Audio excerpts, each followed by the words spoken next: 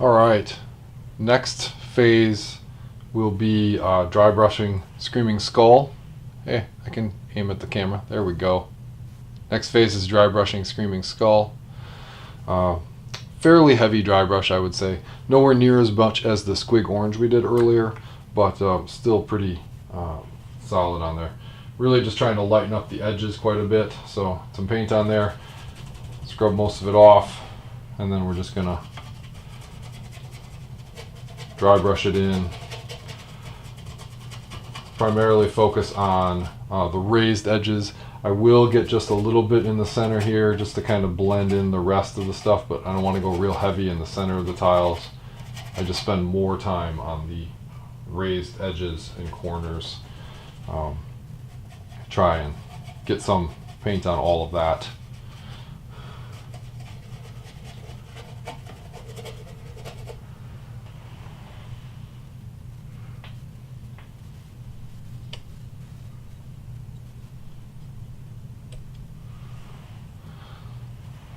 And we'll continue to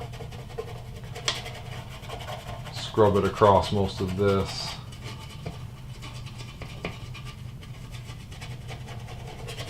Again, just a little bit in the center. You can go lighter or heavier with this one.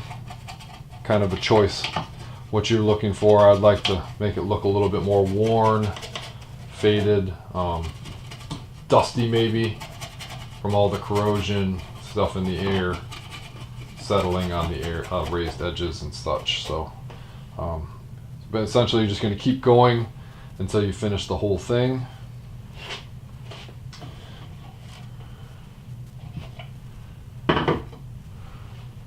And then when you're done, the whole thing will be covered. I did get up into here in the sides as well. Same thing, raised edges mainly, a little bit more in the smaller flat areas, and that's about it. So that is going to be the dry brushing of Screaming Skull across the whole board. Now we're really just looking at a couple more steps to fill in some, I don't want to call it detail, but just some little highlights here and there to try and sharpen things up and make it stand out a little bit more.